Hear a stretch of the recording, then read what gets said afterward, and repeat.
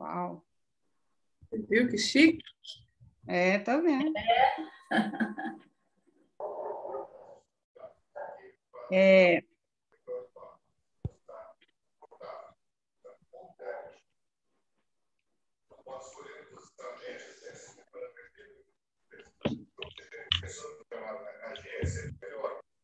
protege o movimento de uma abertura de uma agência sabiamente. Como que eu tiro a minha imagem, justo? O último pode ser onde muito está esse barulho, hein?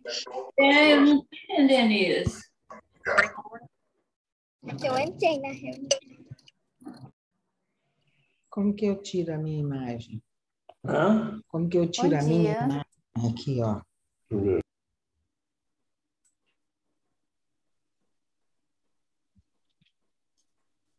Ô, Dani, tá me ouvindo? Vocês estão me ouvindo? Sim, eu estou. Tá tem um lembrete falando que essa reunião está sendo gravada, vocês estão vendo aí? Eu estou vendo. Então tem que tirar isso daí. Está escrito entendi, eu acho que tem que bater em entendi, porque ou é sair da reunião. Então, bate em entendi, né? O quê, mãe? Essa reunião está sendo gravada. Ah, tá. Pera aí um pouquinho. O que a senhora faz aqui, tia? Não, ela só Nada quer... não, nós vamos começar. É só. Ah, então tá. Eu que entendi. fazer, você tá... Entendi. Pronto. Pronto, agora tá bom, meu Então filho. tá, meninas, bom dia para todo mundo. Muito bom a gente estar aqui de volta, né? Mais uma vez, com a misericórdia de Deus. O Senhor tem nos guardado, né? Guardado a nossa saúde. Então, realmente, Ele tem um propósito nas nossas vidas, né? Muito feliz de estar aqui com as irmãs. E a gente terminou o Antigo Testamento de uma maneira, assim, bem panorâmica, né? Mas eu creio que deu para dar uma ideia geral do Antigo Testamento, e agora, se o Senhor permitir, nós vamos começar o Novo Testamento. Uma bênção muito grande, muito bom as irmãs estarem aqui juntas, que o Senhor possa ter misericórdia de nós e possa nos conduzir nesse tempo, né, que vamos estar juntas estudando. Oi? Alguém falou alguma coisa aí? Vamos ler, então, lá no Salmo 19, é um salmo de Davi, e ele fala da natureza, né, que os céus proclamam a glória de Deus, na primeira parte. Na segunda parte, ele fala sobre a palavra de Deus, né? São duas coisas que mostram, que nos revelam a pessoa de Deus, né? Então, lá no 19:7, fala assim: a lei do Senhor é perfeita e restaura a alma. O testemunho do Senhor é fiel e dá sabedoria aos simples. Os preceitos do Senhor são retos e alegra o coração. O mandamento do Senhor é puro e ilumina os olhos. O temor do Senhor é límpido e permanece para sempre. Os juízos do Senhor são verdadeiros e todos igualmente justos. São mais desejáveis do que o ouro, mais do que muito ouro depurado. São mais doces do que o mel e o destilado dos favos. Isso é a palavra do Senhor, né? Que realmente a palavra do Senhor possa ser para nós. Esse mais desejável do que o ouro e como o mel, doce como o mel. Que o Senhor possa realmente abençoar a palavra dele nesse tempo de estudo nosso. Vamos, então, orar, queridos, para a gente poder começar? Senhor, nós te adoramos, ó Deus, nesta manhã. Te louvamos pela tua palavra, pela liberdade, Senhor, que nós temos de estudar essa palavra, ó Deus, de ler, de compartilhar. Ó, Senhor, muito obrigada. Obrigada pela vida das minhas irmãs.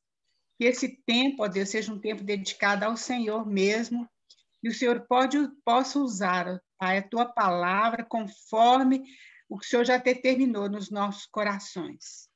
Nós colocamos tudo diante do Senhor, em nome de Jesus. Amém. Então, meninas, hoje eu vou tentar compartilhar, né, aqui a tela, não sei se eu vou dar conta não, mas ainda bem que tem aí a Joyce e a Dani para estar me assessorando. Já falei que é bom dia para todos, quem entrou depois, né? Muito, muito alegre estar aqui com as irmãs. E vamos então. Então, nós vamos fazer uma introdução ao Novo Testamento, né? Então, veja bem. Não está querendo passar, não. Será por quê, hein? Está passando, não, Joyce. Embaixo, Ele já está clicando na setinha de voltar. Vai na outra da direita, mãe. Vai lá embaixo de novo, na setinha. Isso, para aí. Aí eu fui errada, comecei errado já. Então, olha que é importante a gente saber, queridas, que já nós terminamos o Antigo Testamento, nós não terminamos com Malaquias, né? A gente terminou porque a gente mudou um pouquinho a ordem, mas nós terminamos com os Salmos, Provérbios, mas o último livro profético do Antigo Testamento é Malaquias. E entre Malaquias e Mateus, houve um silêncio, vamos dizer assim, se a gente pode dizer assim, um silêncio de Deus de 400 anos. Foram 400 anos que Deus não se revelou, né? Não teve profecia, nada disso. Então, a gente chama 400 anos de silêncio, 400, mais ou menos 400, um pouquinho mais. E aí, quando a gente começa Mateus, já começa com as profecias de João Batista, né? João Batista profetizando e anunciando a vinda do Messias. Com relação à história do mundo, o Império Grego tinha dominado o Império Persa. Vocês lembram que lá na época de Daniel, o povo de Israel estava lá no Império Persa. Eles tinham sido dominados pelos babilônios, depois os babilônios passaram para os persas, e agora, então, era o Império Grego que tinha dominado o Império Persa. E a figura desse Império Grego é Alexandre o Grande.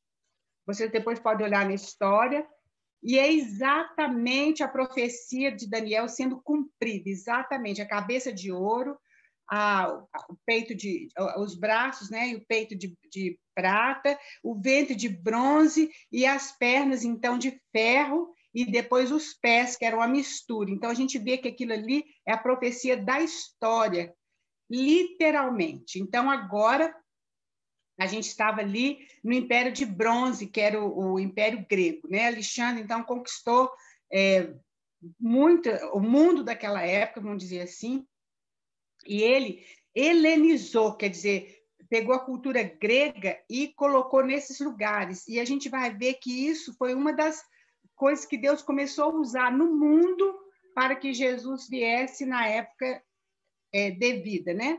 Então, vamos ver isso para frente. Então, aí, a cultura grega, o helenismo, tomou conta principalmente da maior parte do Oriente Médio. Alexandre fez ele focou nisso aí, ele queria que o mundo fosse helenizado, que tivesse a cultura grega dominando no mundo e a língua grega também. A comunidade hebraica, então, que era o povo de Deus, né, que a gente terminou lá no Antigo Testamento, ela estava dividida, porque alguns foram para Jerusalém, vocês lembram ali em Esdras, Neemias, que teve um remanescente que voltou para Jerusalém, reconstruiu o templo, etc. Outros ficaram lá na Babilônia, outros estavam no Egito, e outros se espalharam pelo mundo, que é o que a gente chama de diáspora. Quando fala diáspora, é exatamente isso, é o povo de Israel que foi espalhado pelo mundo. O Antigo Testamento, então, nesse período, ele foi traduzido para a língua grega, é o que a gente chama de Septuaginta, porque eram 70 eruditos que traduziram o Antigo Testamento para a língua grega. E isso também era preparação de Deus para a vinda de Jesus, porque aí o Antigo Testamento sendo escrito em grego, muitos podiam ler, muitos gentios podiam ler e podiam ter acesso a isso aí. Eles não tinham muito acesso, é claro, mas isso aí já facilitava bastante, né? E o que aconteceu também? Antíoco, ele intensificou o processo de helenização na Palestina, e foi uma época muito difícil para os judeus, porque ele perseguiu muitos judeus, ele profanou o templo, ele proibiu dos judeus guardarem o sábado, de ter todas aquelas rituais que os judeus tinham, ele proibiu aquilo totalmente, e ele profanou o templo, ele colocou um porco dentro do templo, imolou esse porco ali, colocou também a imagem de Zeus dentro do templo. Foi terrível, foi um tempo terrível, e foi nessa época aí, 175 e 167 a.C. Mas o que aconteceu? Nessa época, então, os romanos já estavam começando a dominar os gregos, né? O Império Grego. Roma já estava começando a dominar o mundo. Então, aquele peito de bronze já estava terminando para ir para as pernas de ferro, que é exatamente o Império Romano, né?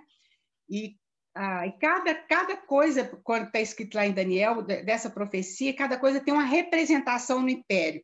Roma tinha os escudos, tudo deles era muito feito de ferro.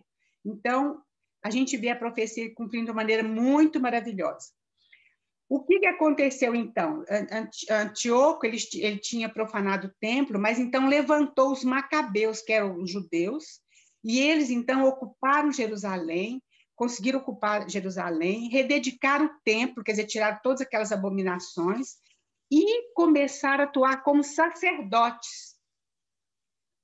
Mas eles não eram da família de Levi, porque os sacerdotes eram somente da família de Levi, da tribo de Levi, da família de Arão.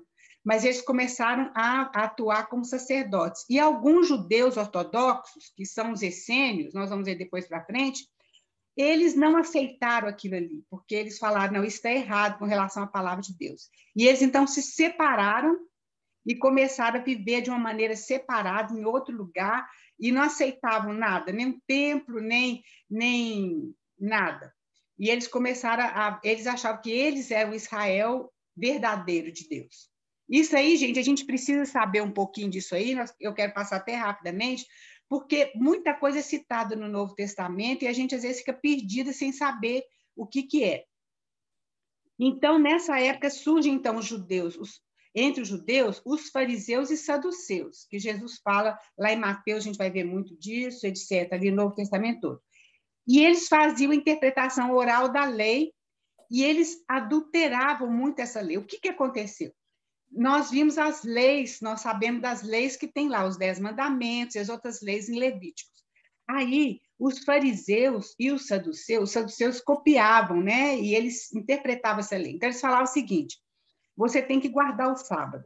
Então, vai ser o seguinte, você no sábado só pode andar 100 metros. Se você andar mais de 100 metros, você está infringindo a lei. Então, eles começaram a colocar outras tantas leis em cima daquelas leis que foram dadas. Então, por isso que Jesus falava, olha, falou para os fariseus e os saduceus, vocês colocam um peso na costa das pessoas que vocês não conseguem carregar. Então, o que aconteceu, gente? Eles começaram a interpretar essas leis de Deus e eles começaram a dar mais valor, mais importância nas interpretações deles do que na própria lei mesmo. E por isso, então, isso é uma coisa muito importante, quando Jesus veio, existia como se fosse uma religião dos fariseus, uma religião judaica que não tinha nada a ver com aquilo que Deus tinha colocado no Antigo Testamento. Eles saíram pela tangente, vamos dizer assim. Então, isso é muito importante a gente saber, porque haviam alguns remanescentes, que eram, por exemplo, Ana, Zacarias, Maria, José, eram poucos os remanescentes que aguardavam realmente a vinda do Messias, tinham um coração voltado para o Senhor.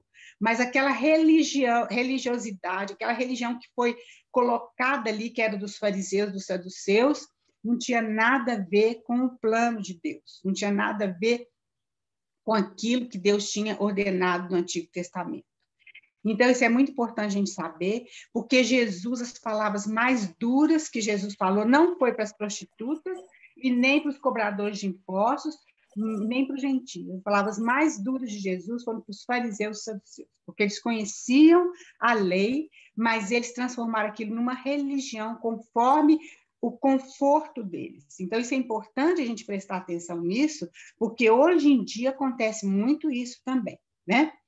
No ano 63 a.C., então, o general Pompeu, que era um general romano, ele invade Jerusalém e coloca Herodes para poder governar ali, a Palestina. Então, Herodes se tornou rei da Judéia. Presta atenção, Herodes, quando Jesus nasceu, esse Herodes estava no trono. Ele era idumeu, quer dizer, ele é descendente de Esaú.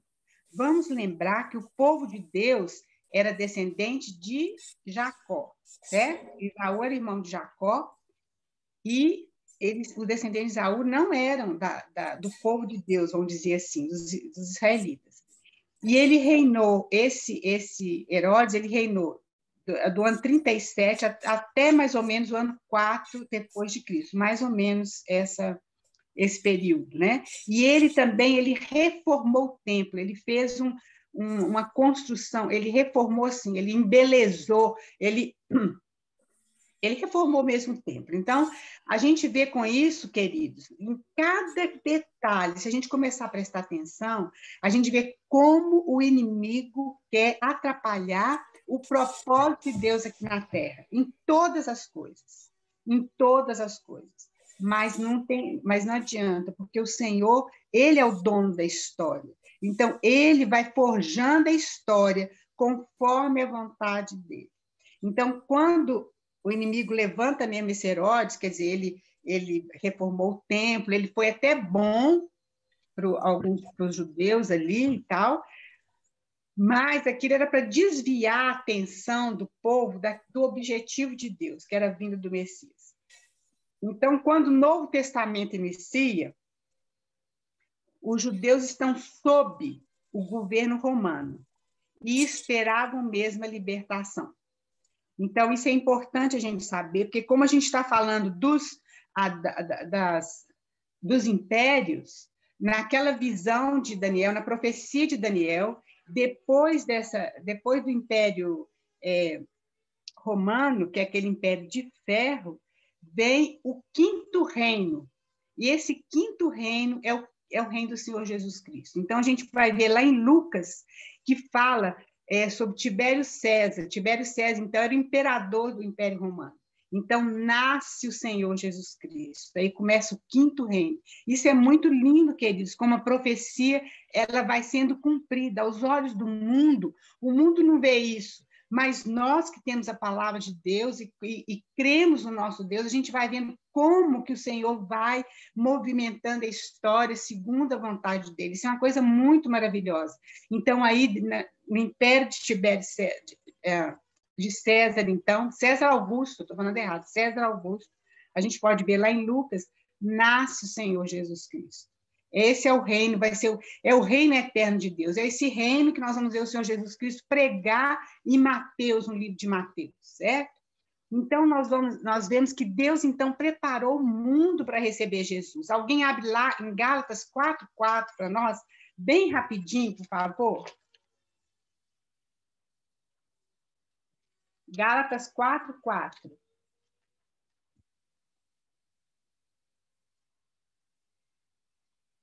Alguém achou?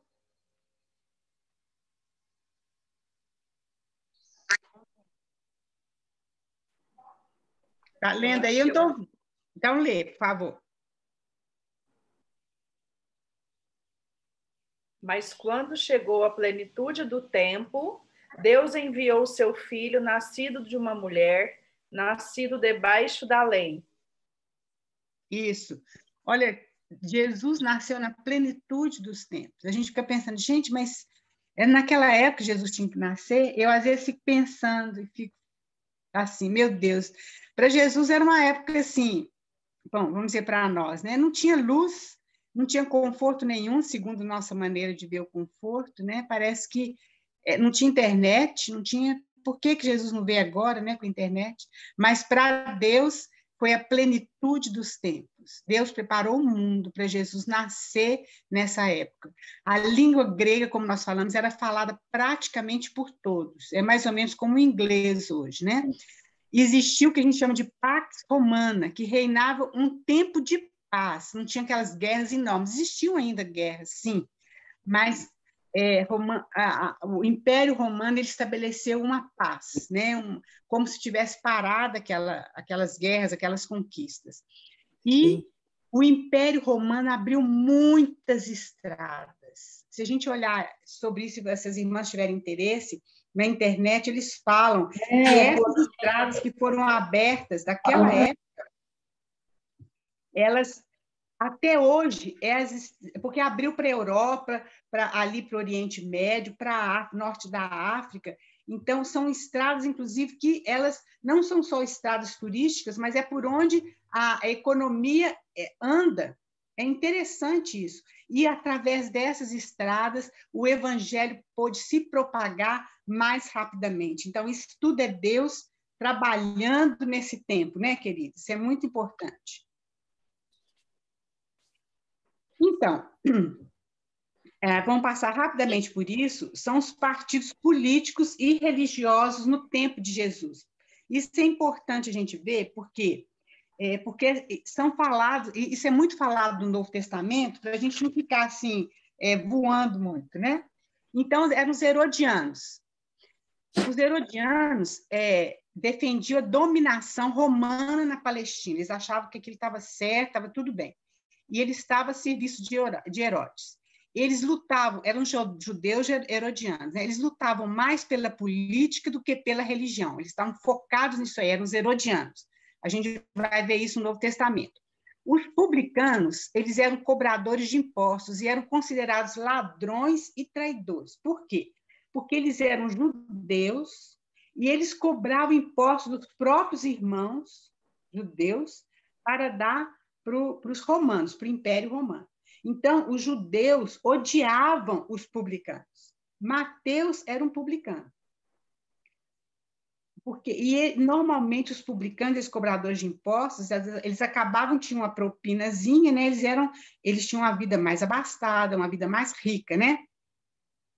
Os saduceus era um partido religioso e político, e eles eram a favor também do domínio romano.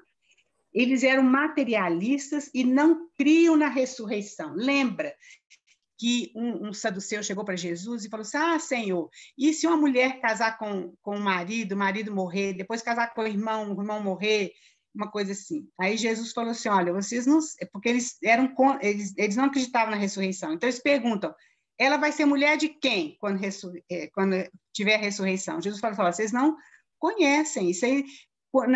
Depois da ressurreição não vai ter a questão do casamento, né? Então, eles não aceitavam nada nessa área espiritual. Eles foram muito influenciados pela cultura grega. E aí, então, eles eram muito materialistas, eram os saduceus. Os fariseus e os escribas, eles criam nos anjos, na ressurreição, eles aguardavam o Messias, mas é aquilo que a gente falou. Eles davam mais importância à interpretação que eles fizeram da lei do que à própria lei. E a gente mesmo vê no Novo Testamento que, embora eles aguardavam o Messias, eles não reconheceram o Senhor Jesus Cristo, que eles estavam tão fora do propósito de Deus, estavam tão fora daquilo que Deus tinha planejado na palavra dele, que eles não reconheceram Jesus como Messias. Aí, então, vem os essênios. Os essênios foram aqueles que eu falei, que eles se separaram do povo judeu, achando que eles eram o Israel verdadeiro de Deus. Hoje, quando a gente ouve falar sobre os manuscritos lá do Mar Morto, a gente crê que foram os essênios que fizeram aqueles manuscritos, e eles moravam num lugar que chamava Qumran. Talvez vocês já ouviram falar sobre isso. Eles moravam assim, num platô, e tudo deles era desenvolvido nesse platô. Eles não tinham contato com o povo de Israel. Inclusive, a história deles é uma história muito interessante. E alguns acham que João Batista era desses essênios, né? Que João Batista também tinha uma vida bem diferente, bem separada. Esses essênios, então, eles se consideravam o verdadeiro Israel, nós já falamos, eles rejeitaram Herodes, rejeitaram o templo. Por quê, querido? Porque os fariseus, os escribas, os saduceus, eles fizeram do templo um lugar de comércio. Então, quando as pessoas iam ali para poder oferecer um sacrifício, eles falavam, não, mas o seu cordeiro não é muito bom, você tem que comprar um nosso aqui, porque Deus merece uma coisa melhor. Então, eles fazem um comércio daquilo ali. Então, o templo virou um lugar de comércio. Por isso, vocês lembram que Jesus expulsou os cambistas dali, vocês lembram? Eles aceitavam só uma moeda, que chamava moeda do templo. Não tinha nada disso, Deus nunca tinha falado nada disso. Então, eles mudaram aquilo tudo. E esse, então, eram os essênios. Os zelotes, eles eram judeus, membros de um partido judaico radical, e eles se opunham à dominação romana, e eles apelavam mesmo para a violência. Muitas vezes, eles eram violentos. Então, eles matavam, eles faziam o que precisasse, porque eles eram um partido violento. E no grupo de discípulos de Jesus, havia um zelote também. A gente vê como que o Senhor Jesus, ele abraça as pessoas todas, assim como tinha um publicano, tinha um pescador. Então, é muito lindo a gente ver isso. Então, vamos para frente aqui. Então, querido, isso aqui é uma introdução, foi uma introdução um pouco longa, mas eu acho que é importante a gente ter esse conhecimento para a gente entender melhor algumas passagens do Novo Testamento. Agora é o seguinte, é muito importante a gente olhar para o Novo Testamento como um único, como um documento único, como uma palavra de Deus única, né? Isso é real, não tem, assim, separação, e é muito interessante como a gente vê a doutrina e o conhecimento de Deus, como que vão progredindo. Eu já falei com os irmãos que tem várias... a maneira da gente interpretar a palavra de Deus. Então, a gente vê que, por exemplo, um exemplo assim, lá em Gênesis, o Senhor mata um animal para poder fazer a roupa de Adão e Eva, né? Para cobrir os dois de pele. Então, ali já começa o Senhor ensinar para nós sobre o sacrifício do cordeiro. Depois a gente vê lá com Abraão, e depois a gente vê lá matando o cordeiro para poder passar nas vergas das portas, né? E depois a gente vai vendo isso progredir, vendo essa revelação progredir, até, queridos, quando a gente chega lá no Novo Testamento, e João Batista fala sobre Jesus, eis o Cordeiro de Deus que tira o pecado do mundo. A gente vê que essa revelação ela vai progredindo devagarzinho até chegar no seu ápice, e até chegar em Apocalipse, que o Cordeiro está sentado no trono, certo? Então, é dessa forma também. A doutrina ela vem devagarzinho e sendo revelada. Então, nós vamos ver que nos evangelhos, a doutrina começa como sementinho, o Senhor Jesus Cristo plantando aquelas sementinhas.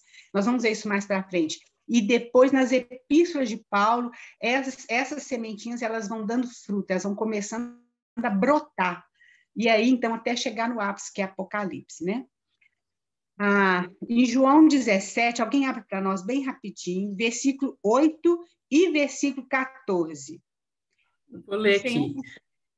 Pode ler. Pode ler. Porque eu lhe tenho transmitido as palavras que me deste, e eles as receberam, e verdadeiramente conheceram que saí de ti, e creram que tu me enviaste. Eu lhes tenho dado a tua palavra, e o mundo os odiou, porque eles não são do mundo, como também eu não sou. Olha bem, o Senhor Jesus está falando aqui que ele recebeu a palavra que Deus deu para ele. Então, foi o Senhor Jesus que deu essa palavra toda, não é? E ele recebeu essa palavra de Deus. Então, toda doutrina, queridos, tudo isso, ela tem início no Senhor Jesus. Isso é muito importante. Não é que Paulo teve a revelação, mas ele teve a revelação do Senhor Jesus Cristo, né?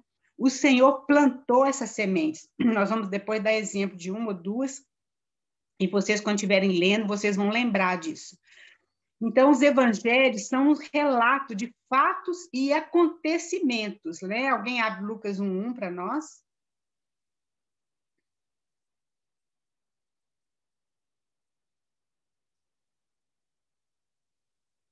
Lucas 1:1, você tira do mudo e lê para nós, por favor.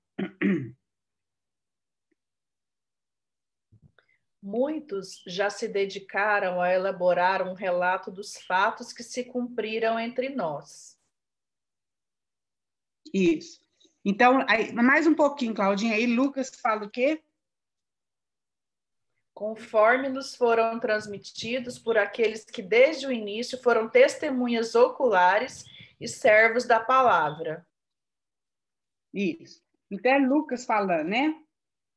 Uma narrativa coordenada dos fatos que entre nós realizaram, conforme transmitido desde testemunhos oculares e ministros da palavra, porque Lucas não estava no início com Jesus. Então, quando ele escreve o evangelho dele, ele, com certeza, ele foi a saber muitas coisas com as pessoas que estiveram com Jesus desde o princípio, né? Então, a gente vê que os evangelhos são relatos dos fatos e acontecimentos, o que é muito importante, porque a gente saber o que o Senhor fez, o que ele disse, isso fortalece a nossa fé. Isso é muito importante. Mas, então, a gente vê que o Senhor pregava o evangelho do reino. Mateus, ele enfoca, nós vamos ver isso também, enfoca Jesus como rei e como o reino de Deus. Isso é importante a gente saber quando a gente vai estudar Mateus, porque senão a gente começa a fazer muita confusão. Então, vê lá, Mateus 4, 23. Alguém lê para nós, por favor. E alguém já abre lá em Atos 10, 36 a 42, por favor, também. Mateus 4, 23. Jesus viajou por toda a região da Galileia, ensinando nas sinagogas, anunciando as boas novas do reino e curando as pessoas de todo tipo de doenças. Exatamente, anunciando o reino de Deus. Esse era o reino de Deus. E esse é, né? Atos 10, 36 a 42. É um texto um pouquinho mais longo, mas é importante a gente ler.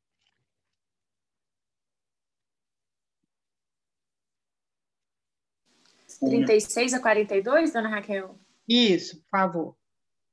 Esta é a palavra que Deus enviou aos filhos de Israel, anunciando-lhes o evangelho da paz, por meio de Jesus Cristo. Este é o Senhor de todos. Vós conheceis a palavra que se divulgou por toda a Judeia, tendo começado desde a Galileia, depois do batismo que João pregou.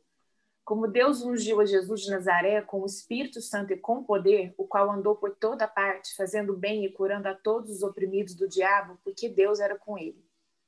E nós somos testemunhas de tudo o que ele fez, na terra dos judeus e em Jerusalém, ao qual também tiraram a vida, pendurando no madeiro. A este ressuscitou Deus no terceiro dia e concedeu que fosse manifesto, que não a todo o povo, mas às testemunhas que foram anteriormente escolhidas por Deus, isto é, a nós que comemos e bebemos com ele, depois que ressurgiu dentre os mortos. E nos mandou pregar ao povo e testificar que ele é quem foi constituído por Deus, juiz de vivos e de mortos. Amém. Isso aí é como se fosse um resumo do evangelho também. Então, a mensagem do evangelho, queridos, é muito mais do que perdão de pecados, do que a vida eterna, do que a justificação, do que o supremo propósito de Deus. O evangelho é tudo isso e muito mais. O evangelho é o próprio Senhor Jesus Cristo. Ele é o evangelho. Então, lá em Lucas 2:10, está escrito o seguinte: o anjo, porém, lhes disse: não temais, eis aqui vos trago boa nova. O evangelho significa boa nova, de grande alegria, que o será para todo o povo. É que hoje vos nasceu na cidade de Davi o Senhor, o Salvador, que é Cristo Senhor. Então, qual que é a boa nova? O que é o evangelho? É o Senhor Jesus Cristo. Então, o evangelho é muito mais do que tudo isso. É tudo isso e muito mais. O evangelho é o Senhor Jesus Cristo, é Ele próprio. Então, veja bem, agora nós vamos ler esses versículos, são importantes a gente abrir e ler, para a gente comparar. As sementes foram lançadas, plantadas pelo Senhor, e nas epístolas elas brotaram. Exemplo, lá em João, alguém lê João 11, 25, e outra já abre lá em Efésios 2:1, por favor.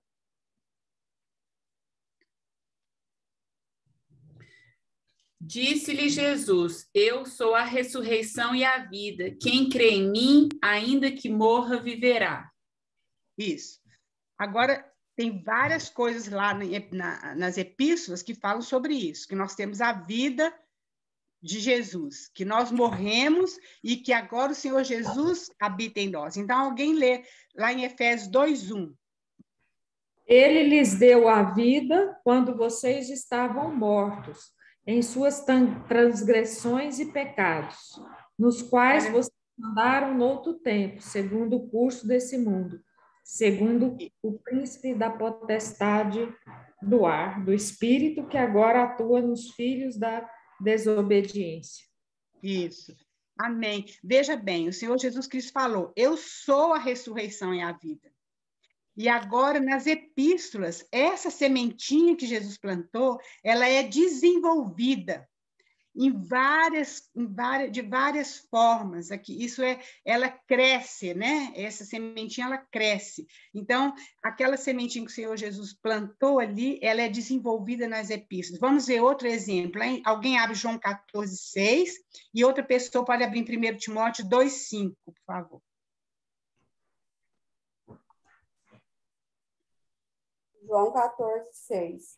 Jesus disse: eu sou o caminho, a verdade e a vida. Ninguém pode vir ao Pai senão por mim. E 1 Timóteo 2:5. Há um só Deus e um só mediador entre Deus e a humanidade, Cristo Jesus, homem. Amém.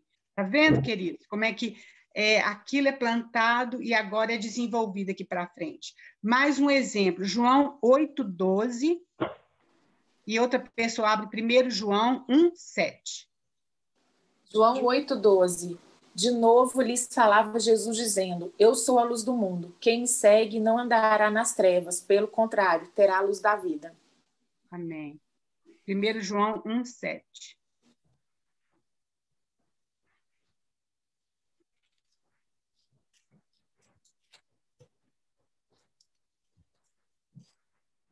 Se andarmos na luz, como Ele está na luz, mantemos comunhão uns com os outros.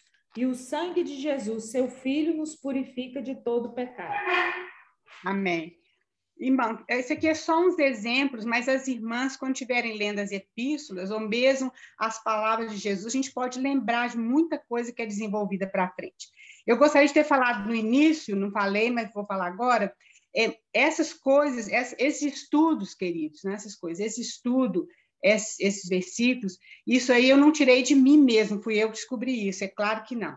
Existe um livro muito lindo, infelizmente é só em inglês, que fala sobre o progresso da doutrina, é muito lindo a gente ver isso. Então, esse livro, ele tem do Novo Testamento, mas tem do Antigo Testamento também.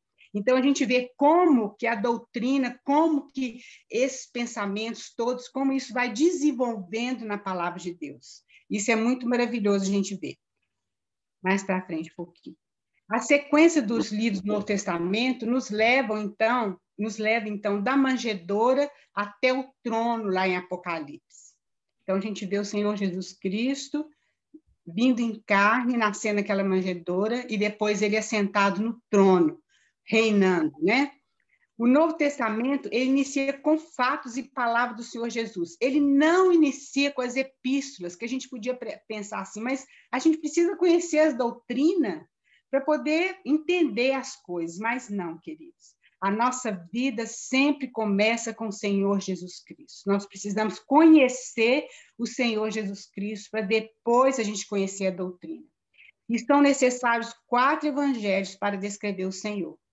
O Evangelho de Mateus, que revela o Senhor como rei, o Evangelho de Marcos como servo, o Evangelho de Lucas como homem e o Evangelho de João como Deus. Se fosse perguntar para nós, né, a gente fala assim, não, tinha que apresentar, o primeiro Evangelho tinha que ser de Lucas, né, que fala de Jesus como homem, mas não. O Senhor quer que nós, o Espírito Santo, o Senhor quer que nós conheçamos o Senhor primeiro como nosso Rei, como nosso Senhor. Então, vai ser o primeiro evangelho que foi colocado ali, a ligação do Antigo com o Novo Testamento. Então, nós precisamos prosseguir no conhecimento de Jesus, para depois, então, a gente entender as doutrinas.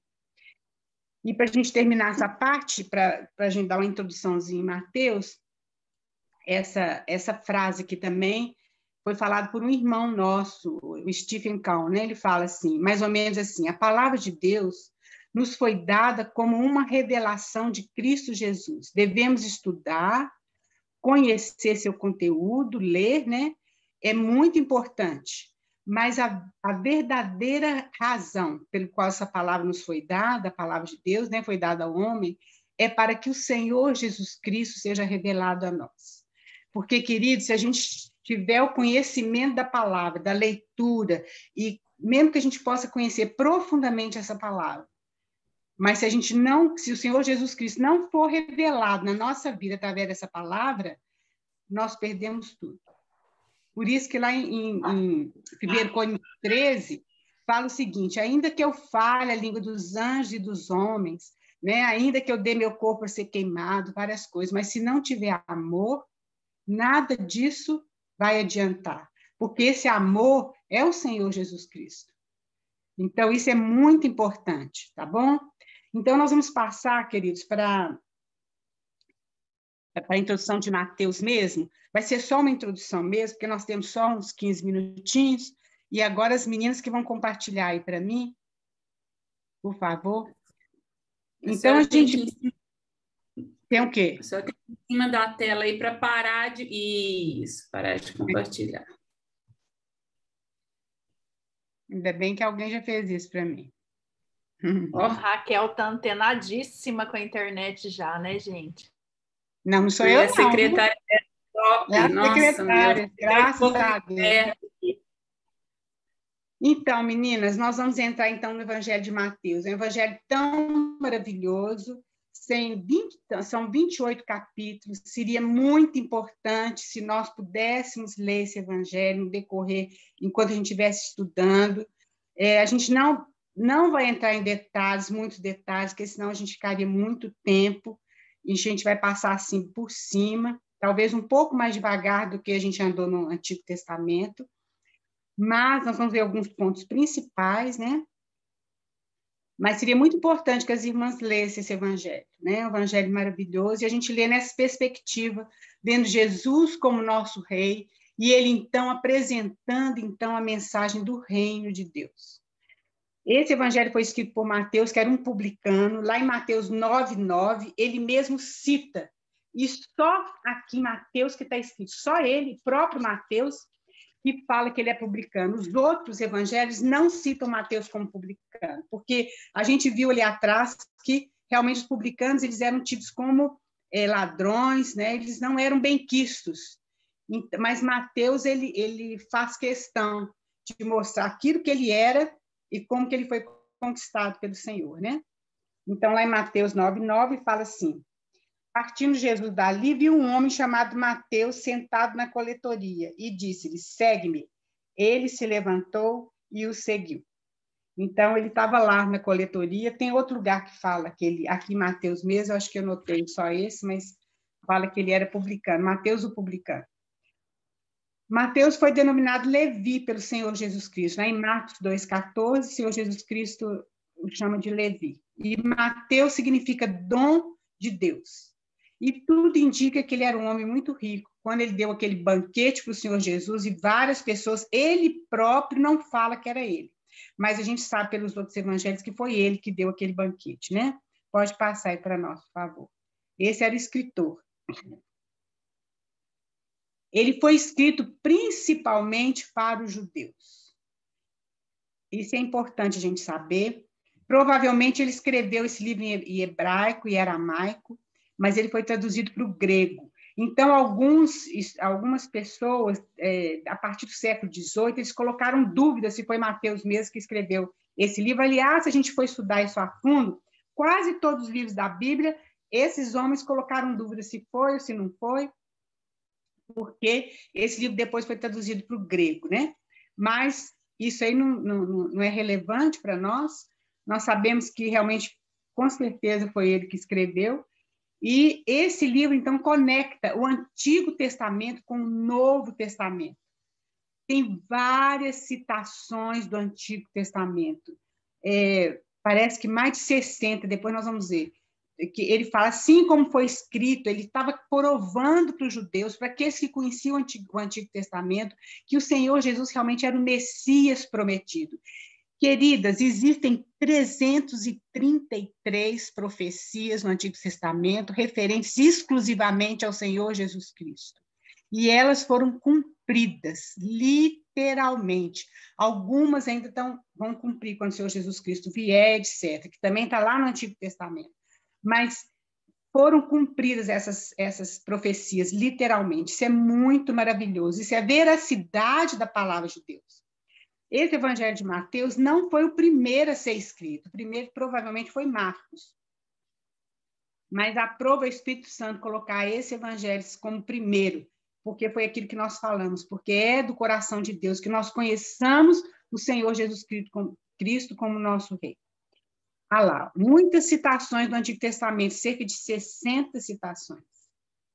A palavra reino aparece 55 vezes. Reino do céu aparece 32 vezes.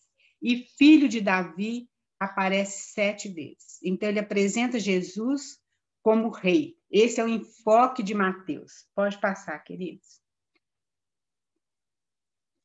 E vocês veem que no final de Mateus, Jesus Cristo fala assim, toda autoridade me foi dada no céu e na terra. Não é assim que ele termina esse livro? Lá em Mateus 28, 18, Jesus aproximando falou-lhes, toda autoridade me foi dada no céu e na terra. Ide, portanto, fazer discípulos de todas as nações, etc. Então, ele é o Rei dos Reis, o Senhor dos Senhores, né? É muito interessante, nós vamos dividir o livro de Mateus. Uma das maneiras da gente dividir é essa aqui. O livro de Mateus é dividido em 2 partes. Abre aí Mateus 1:1. Alguém lê para nós aí, por favor.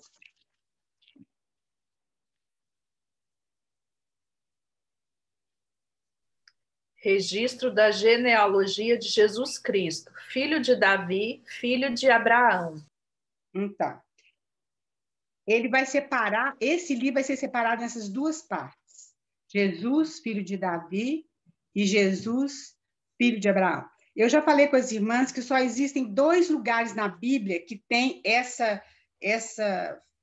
esse termo, livro da genealogia. Um é lá em Gênesis, que fala da genealogia de Adão. Eu não anotei, esqueci de anotar. Vou ver se eu acho aqui rapidão. Por quê? Isso é importante a gente saber também, queridos, porque diante de Deus existem 2 homens. Como assim?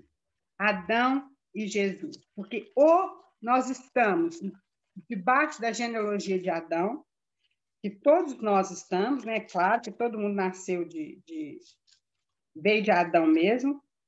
É lá em Gênesis 5:1. Está escrito assim, este é o livro da genealogia de Adão. Ou nós estamos em Adão, ou nós estamos em Jesus. Então, aqueles que estão que aceitaram o Senhor Jesus, vamos dizer assim, né? Que tem Jesus como seu Salvador, eles mudaram de DNA. Eles não estão mais, nós não estamos mais na genealogia de Adão. Nossa genealogia agora é a partir do Senhor Jesus Cristo. Então, isso é muito maravilhoso, isso é muito importante para nós, porque faz toda a diferença. Então, Mateus começa dessa forma, livro da genealogia de Jesus Cristo, filho de Davi, filho de Abraão. Então, queridos, eu não anotei aí, mas se vocês quiserem olhar depois, é Gênesis 5:1. Então, veja bem, quem foi o filho de Davi? Principal. Ele teve vários filhos, mas teve um principal. Quem que foi? Salomão. Salomão, já está escrito aí, né? Salomão, ele foi o maior sábio que teve. Então, lá, do capítulo 1 até o capítulo 25 de Mateus, Jesus é apresentado como filho de Davi, como sabedoria. Ele fala a palavra de sabedoria. Alguém lá para nós, Mateus 12:42, por favor.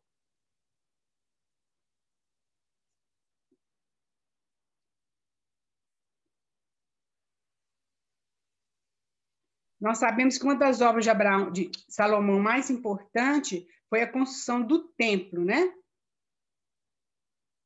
Alguém achou Mateus 12:42? Mateus 12:42, né? A rainha de Sabá também se levantará contra esta geração no dia do juízo e a condenará, pois veio de uma terra distante para ouvir a sabedoria de Salomão, e vocês têm à sua frente alguém maior que Salomão.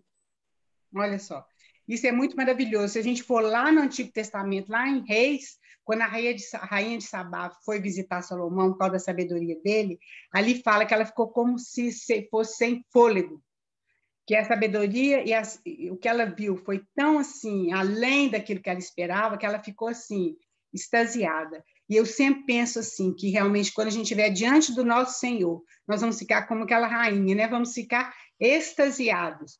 Então, Salomão, ele foi sábio, né? O maior sábio que houve.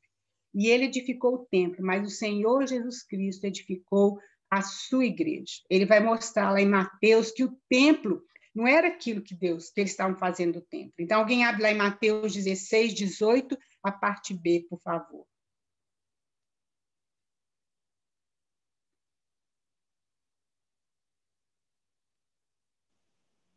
Pedro, e sobre esta pedra edificarei a minha igreja, e as portas do inferno não prevalecerão contra ela. Amém. Então, isso é o ápice, né? O Senhor Jesus Cristo, então, ele edificou e edifica a sua igreja. Ele fala, eu edificarei a minha igreja. É a primeira vez que aparece a palavra igreja aí no Novo Testamento. E Jesus vai começar a explicar, tá vendo como Jesus ele vai conduzindo os discípulos dele, porque tinha que mudar a mentalidade dos discípulos totalmente. E ele, então, fala sobre a igreja. Isso é do capítulo 1 até o capítulo 25 de Mateus. É o Senhor Jesus mostrando a sabedoria dele, o poder dele. Mas a partir do capítulo 26 até o 28, é Jesus sendo mostrado como filho de Abraão. Quem foi o filho de Abraão? Foi Isaac. Exatamente. Isaac foi levado para ser sacrificado, mas ele foi poupado, né? Mas aqui o Senhor Jesus Cristo ele não pôde ter sido poupado. Então, ele precisou morrer por nós, na cruz. E Isaac foi poupado exatamente por isso, porque no futuro o Senhor Jesus Cristo iria morrer por nós. Então, vamos lembrar, é fácil de lembrar essa divisão, 1 a 25, Jesus como filho de Davi. 26 a 28 fala da crucificação, Jesus Cristo como filho de Abraão, como Isaac. Pode passar, sim, por favor. Outra maneira da gente dividir esse livro, que também é muito importante, são os discursos de Jesus. São 5 discursos em Mateus. Então, o primeiro discurso vai lá do capítulo 5, que começa com as bem-aventuranças, até o capítulo 7, versículo 28. E a gente vai observar que em cada final do discurso termina assim, olha, quando Jesus acabou de proferir essas palavras, estavam as multidões maravilhadas da sua doutrina. Então, não é propriamente assim uma divisão do livro, é também, mas são 5 discursos de Jesus no livro de Mateus. Então, esse é o primeiro discurso. O segundo discurso, aí tem uma narrativa, né? O segundo discurso vai do capítulo 10, se vocês estiverem com a Bíblia aberta, capítulo 10, versículo 1, ele chama os discípulos, até 10:42. Também termina da mesma forma, olha bem. Ora, no 11:1, tendo acabado Jesus de dar essas instruções a seus 12 discípulos. Esse é o segundo discurso. O terceiro discurso vai de Mateus 13, 1, até Mateus 13, 52. Esse capítulo é um capítulo muito importante, é sobre as parábolas. Essas parábolas, elas focam o reino de Deus, Jesus falando através das parábolas, né? Então, da mesma forma, olha, no 53 fala assim, tendo Jesus proferido essas parábolas, retirou-se dali. O quarto discurso vai de Mateus 16 até Mateus 18, 35, também, que termina da mesma forma. no 19:1. E aconteceu que, concluindo Jesus essas palavras, deixou a Galileia e foi para o território da Judéia. E, por fim, o quinto discurso, que é Mateus 23, e vai até Mateus 25, que é o sermão profético de Jesus, né? Mateus 25 até o 46. Deixa eu ver se eu anotei certo aqui. Acho que não anotei certo, não, meninas. Espera aí. 25 está certo. 25 ao 46. Veja bem, no 46, no 26, no próximo versículo, fala assim: tendo Jesus acabado todos estes ensinamentos, disse aos seus discípulos. Então, queridos, são esses 5 discursos. Aqui Jesus termina todos os discursos dele. Entre esses discursos, existem as narrativas, né? É claro. Por exemplo, de Mateus 1 até Mateus 4 é a narrativa do nascimento de Jesus e várias coisas, né? E assim vai. Entre esses discursos tem as narrativas. Mas esses discursos são importantes e nós vamos estudar alguns discursos desses, tá certo? Então, queridas, eu creio que por hoje é só, tem muita coisa aí, né?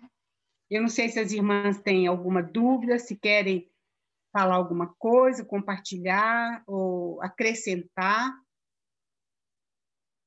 alguma coisa. Nós temos o nosso, no WhatsApp, né, tem o nosso grupinho, se as irmãs quiserem falar alguma coisa, acrescentar, dar sugestões, vocês podem colocar nesse grupinho, tá certo?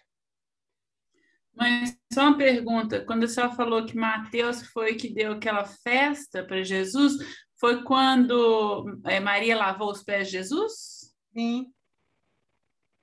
Sim. Ele fala do grande banquete. Olha, tem duas Deus, quando o senhor critica, não, de certa forma, né? Que é então Mateus que questiona o Senhor falando para tirar Maria dali? Não. Que ele fala só, quando entrou na casa, não foi nesse mês que ele falou, você não me deixar? Não foi, não. Fala que logo depois que ele foi... Peraí. Logo depois que ele foi escolhido, né? É mais para frente aqui. Invocação de si, Deus prega, volta a Galileia. Eu vou achar aqui, mas não foi Mateus que falou isso, não. Eu sei, ele deu um grande banquete. Aqui não fala que foi ele que deu, né? Mas tem outro. Eu vou procurar aqui, que eu, na verdade eu não estou sabendo, não. Tá bom? Vou procurar depois e falo com vocês. Alguém sabe aí, gente?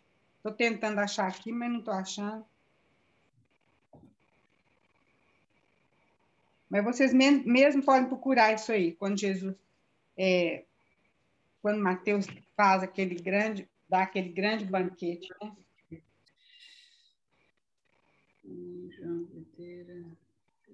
Depois a gente pode olhar isso, querido, tá? A gente pode... Inclusive, eu queria até deixar com as irmãs o seguinte, quem puder, tiver oportunidade assim, de olhar pelo menos um dos discursos de Jesus e querer, e puder tirar para nós, assim, não vou dizer um resumo, não, mas uma coisa importante que tocou você, aí na próxima aula eu vou deixar, assim, 5 minutinhos só, para quem quiser falar. Bem rapidinho. Dentro de um desses discursos, ou do primeiro, do segundo, do terceiro, do quarto, você tirar alguma coisa que foi importante para você. E vamos achar esse banquete também que Mateus fez, né? É Mateus 22, mãe. É 22? Deixa eu ver. As bodas. Não, mas aqui é parábola, né? Parábola, eu vou procurar e eu coloco no grupo, mãe. Eu vou procurar e a gente fala no grupo, preocupa não. Então, eu sei, ele deu um grande banquete, porque ele tinha bastante condição, né? E com certeza várias pessoas participaram desse banquete, né? Mas ele não fala que foi ele, Mateus não fala que foi ele. Nos outros evangelhos que a gente vê que foi ele que deu o banquete. Queridas, então é isso. Né? Muito obrigada pela presença, atenção de todo mundo, a paciência, viu? E tudo que vocês quiserem compartilhar, vocês podem compartilhar no grupo. E se Deus permitir, na próxima sexta-feira, nós vamos estar entrando com mais detalhes no livro de Mateus, então. Tá bom? Vamos orar, então, para terminar. Quem quiser orar para nós, terminando esse tempo.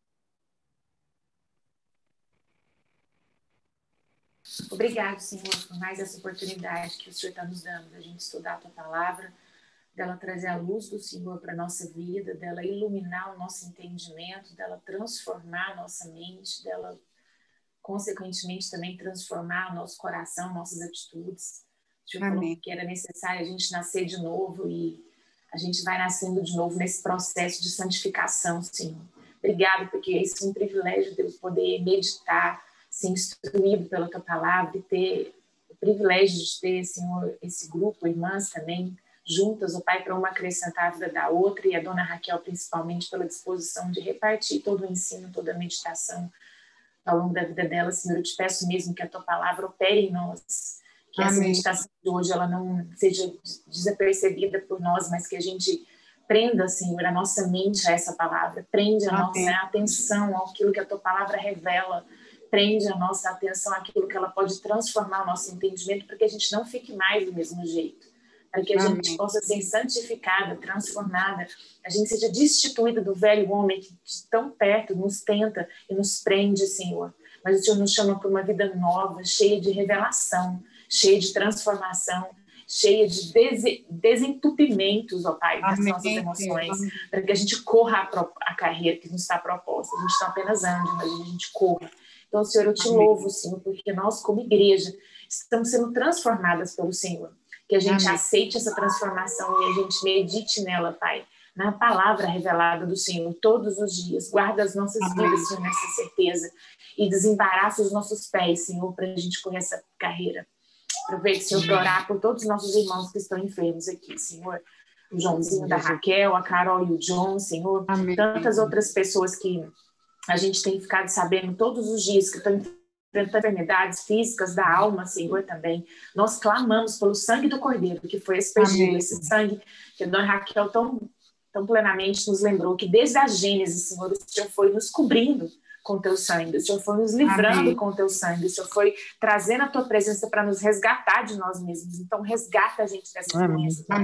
Nos livra, Senhor, dessas doenças que prendem o nosso corpo e que prendem as nossas emoções de Te adorarem. Pai, nós liberamos agora, como igreja, essa palavra sobre os nossos irmãos, ó Pai, que esse sangue aspergido na cruz, ele é suficientemente capaz de nos livrar, de nos trazer saúde, de nos trazer inteireza, Senhor, de corpo, alma e espírito. Para toda boa obra que o Senhor quer para nós, nós oramos para que a Tua igreja, nossas vidas, sejam resgatadas pelo sangue do Cordeiro e esse seja purificado e livre de todo o mal, Pai. Em nome de Jesus. Amém. Amém. Queridas, beijo grande.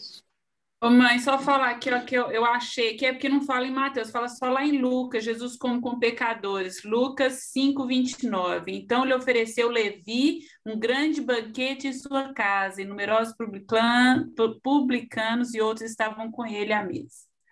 Isso. Então, isso aqui não foi quando Maria ungiu os pés de Jesus, porque não fala nada. Mas não tá. Dani, qual versículo fala de novo? Lucas o quê? É Lucas 5:29, é quando ele fala que os doentes, que aí o pessoal critica, os publicanos criticam Jesus, fariseus, escribas, criticam ele que ele está comendo com pecadores. Ele fala, os sãos não precisam de médicos, e sim os doentes. É só essa, Lucas 5:29 a 32. Okay. Obrigada. É isso mesmo.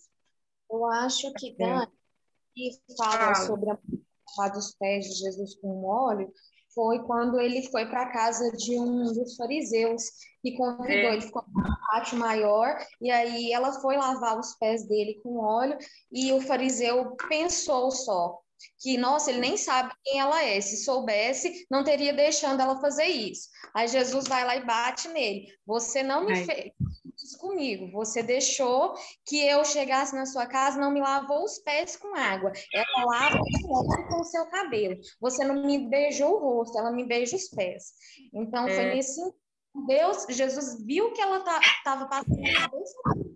Então que é sensacional. Zaqueu? Não, foi um Deus. Foi lá, já estava perto da morte de Jesus. É isso que eu falo, era próximo da morte, que ele estava preparando Jesus para a morte, né? É, isso mesmo. É muito bom. Gente, muito bom. A palavra de Deus é muito rica, né? Realmente, se a gente fica muito tempo, assim, né? Tem muita coisa para a gente aprender. Obrigada, meninas. Muito bom. Deus abençoe vocês. Tenha um fim de semana cheio de alegria, de paz, de saúde, viu? Em nome de Jesus, com as suas famílias. Olha lá, olha o bebezinho lá, da Suzy.